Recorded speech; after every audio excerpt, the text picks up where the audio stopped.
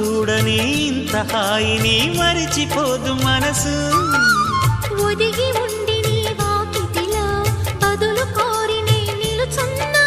దారి తెలియని చీకటిలో వెలుగు చూసి కాదంటానా.